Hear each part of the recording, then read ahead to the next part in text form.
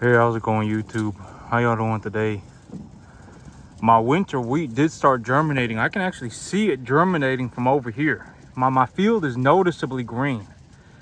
The big round patches of grass over there, that's crabgrass, but the other stuff, my field is noticeably green. And when I walk over there and I take a look, I can see it germinating. So my seed did start germinating yesterday. It started germinating in full force. And all the seeds practically germinated at once. And so not all of them, but a lot of them started germinating at the same time, at roughly the exact same time. So I have very uniform germination, and my field is noticeably turning green. And when I walk over there and I take a look, I can see little grass plants about this big. And so when I look at my weather, the chance of me getting rain for about another week, or the chance of me getting rain, I probably won't be getting any rain until about the second week of next month. So it may be about 2 weeks away, about a week and a half away before I get any more rain. But on my next rain event, I will go over my field and just touch it up a bit. Anywhere that I missed, anywhere that I'm like, oh, there's a patch right here where I need to put some seed in, I'll just go ahead and I'll do that the next time that it rains. But my field did start germinating, and I can noticeably see that it's almost like it's just kind of green all over. The whole field is just a little bit green all over the place. And so my winter wheat has started to germinate, and it's germinating very well. And so the next time that it rains here in about a week or two, I'll go over it and I'll just touch it up a bit. But yesterday I realized that so the amount of money that I am anticipating that I'm gonna make, I ran the numbers wrong.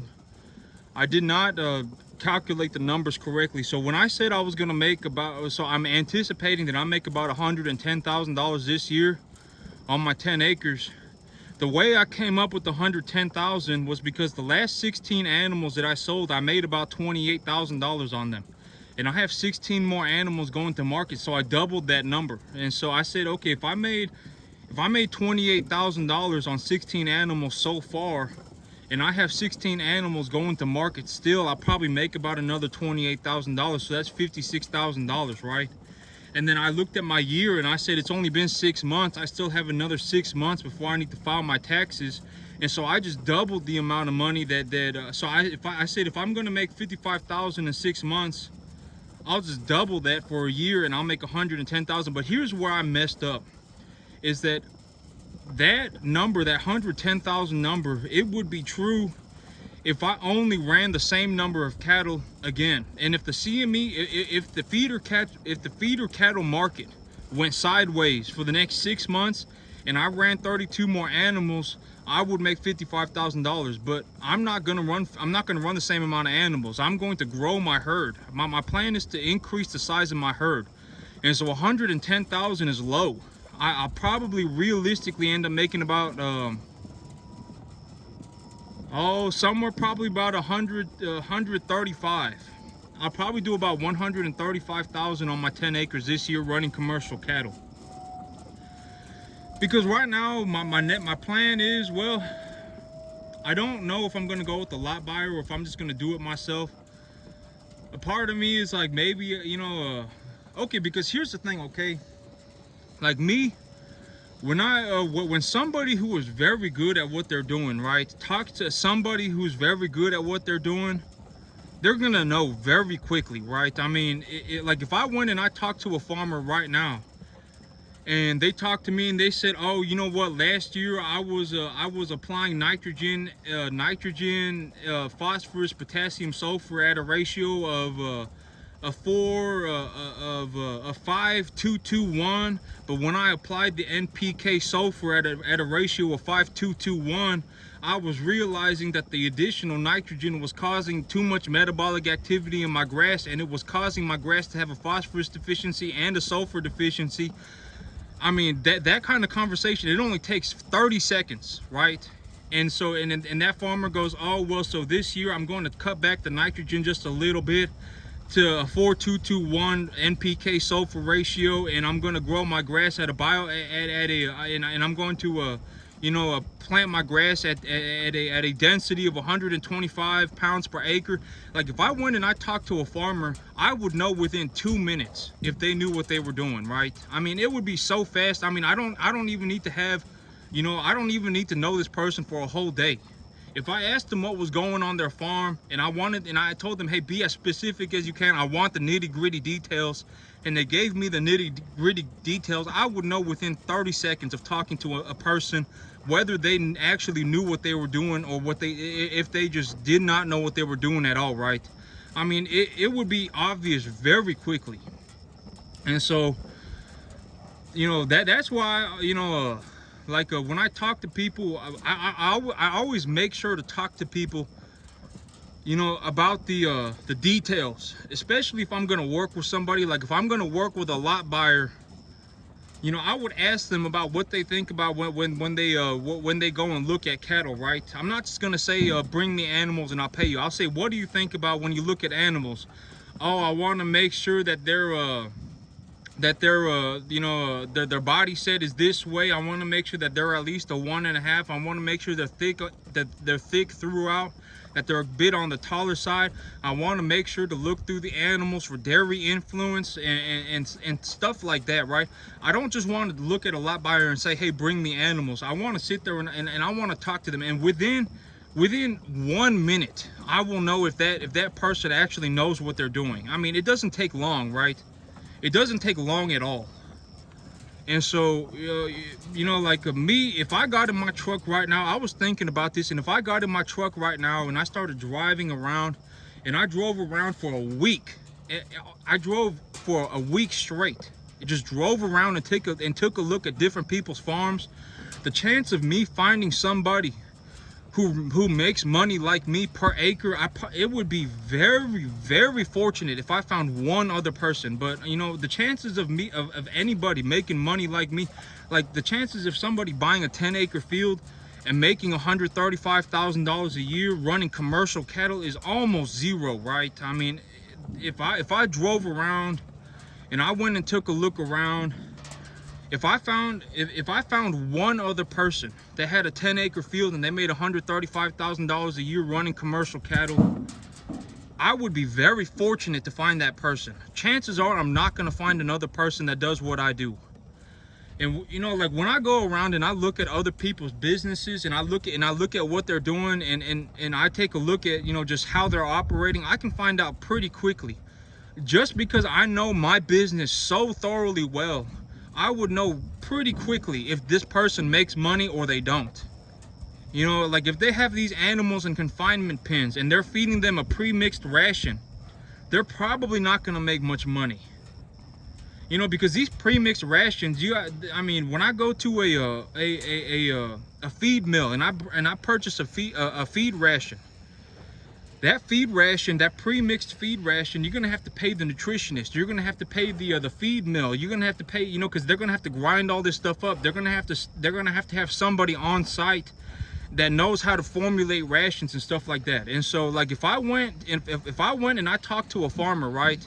And I talked to a farmer and they were saying stuff like, oh man, I got these animals on a soybean hay ration right now, and I got them on a little bit of a vitamin mix that I mix with the commodity type corn, and the commodity corn right now I am purchasing the commodity corn at this price. Corn is very cheap right now. I'm purchasing corn at this price. The soybean hay, I am purchasing it at this price. And when I put my rations together, my feed ration comes out to be about $215 a ton. I mean, I will know very quickly. It don't take long. Like if I spoke to a person, if I sat down and spoke to a person for 5 minutes, not even 5 minutes, I would recognize very quickly whether they're actually making money or if they're just doing whatever, because money is objective, right? Money is not a feeling. Either I make money or I don't.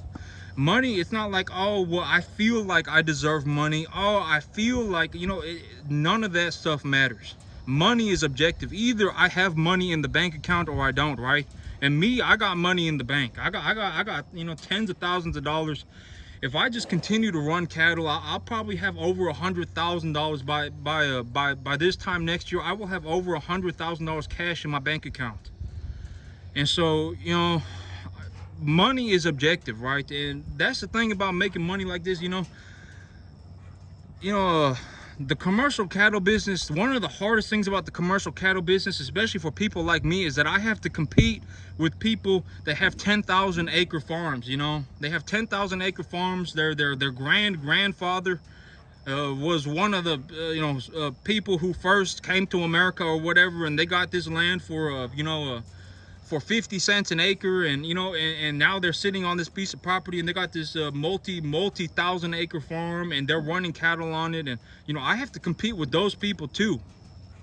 But the cattle prices are set by the global stage. And so if I make money here on my in my backyard, if I make $135,000 a year on 10 acres running cattle on running commercial cattle on 10 acres, it doesn't matter where I go. I could go to wherever, Missouri, Kansas, or it don't matter where I go, right? The cattle, they're gonna sell for what the cattle sell for, but I understand that in certain areas, the quality of the cattle is better and stuff like that. And a lot of people, they say, oh, well, Texas, the cattle in Texas are just not as good as the cattle in Kansas or the cattle in Missouri or wherever. But it don't really matter what the quality of the animal is. If you can make money on it, just go do it. I mean, don't sit there and knock yourself for that. Oh my God, the quality of my cattle. I don't have 100% registered, Black Angus animals. It don't really matter. Okay, if you can make money on it, it don't matter. It don't really matter that animal sells for $260 at 800 pounds. If I can make money selling animals at $230 at 800 pounds, I'll just sell animals at $230 at 800 pounds. It don't really matter to me, as long as I can make money. I mean, what does it really matter, right? I mean, I make a lot of money. I probably, if I drove around the whole country, if I drove around just zigzagging every which way, taking a look at people's farms, and it would be very, very difficult to find somebody that makes money like me. The chances of finding somebody who says, I run cattle on 10 acres and I make $135,000 running commercial cattle on 10 acres, almost just not gonna happen, right? It's almost impossible. I mean, if they run some niche cattle, like they're like, oh man, I breed American Wagyu or something like that, and they got some niche market, maybe. But I mean, these are commercial cattle, right? These are just just regular old cattle, and I'm running them on 10 acres. And to find somebody that make money like me, it's all objectively, regardless of feeling, regardless of anything else, objectively, it's almost probably not gonna happen. Not even close.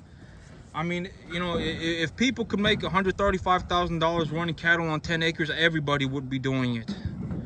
But the chances of actually doing it are so slim. Like if I went around the world right now in my truck and just looked around in every nook and cranny of the country, trying to find somebody like me who makes $135,000 running commercial cattle on 10 acres, if I found one other person, it would be very fortunate, very fortunate. I mean, the chances of me finding anybody else that is capable of doing this, it's almost just not going to happen. And that's also, I always say, pretty don't get you very far. Pretty don't get you very far. And money is objective. At a certain point, when you get so extremely good at something that, you're willing to legitimately just kick people out of your life who tell you, oh man, oh, why are you running cattle? Oh, why are you doing this? Why are you doing that? I don't got time to explain myself to nobody. You know what I'm saying? I got money in my bank account. I don't really, I don't know how else to put this other than I just genuinely, I'm not even saying this to be whatever. I genuinely do not care. If I have $135,000 in my bank account at the end of the year, I got $135,000 in the bank account at the end of the year, right? I mean, that's what's important to me. And I could run cattle every day for the rest of my life, and I would still, the work would never run out. I mean, people always need to eat. Until the end of time, people will have to eat food, right? people are gonna have to eat. I have, you know, and when I take a look at the world around me, like when I go to the sale barns, it doesn't matter what sale barn I go to, finding somebody like me in their low 30s purchasing thousands of dollars worth of cattle every week for months and months and months on end, it's just not going to happen. Most of these people are so old. Here in 30 years, we're probably going to have a problem with there not being enough farmers. I mean, maybe technology can help kind of offset that problem, but who knows? You know, there's probably going to be a pretty significant issue that humanity has to deal with these farmers just being so old. Because, you know, I mean, some of these people who go to the sale barn, they are young, you know, maybe they are my age and stuff like that, but they're not going to be sitting there purchasing you know, $5,000 worth of cattle a week, every week, month after month after month, right? It's just me. It doesn't matter what sale barn I go to. And the people who are purchasing large amounts of cattle, they're almost guaranteed to be over like 60 years old. They're real old. And so, you know, I mean, we're probably gonna have to face the light at some point, because some, you know, just in 20, 30 years, these people are probably gonna start dying, and they're gonna have to start retiring and all sorts of stuff. And I may be the only person sitting at the sale barn at that point. Sale barns might just go under. I mean, who knows? I mean, who knows, right?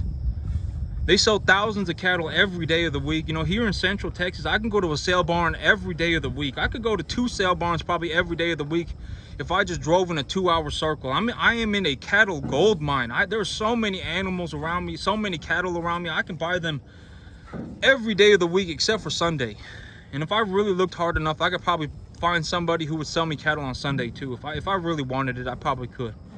There's just so many animals everywhere. I mean, someone's got to buy them and someone's got to raise them, right?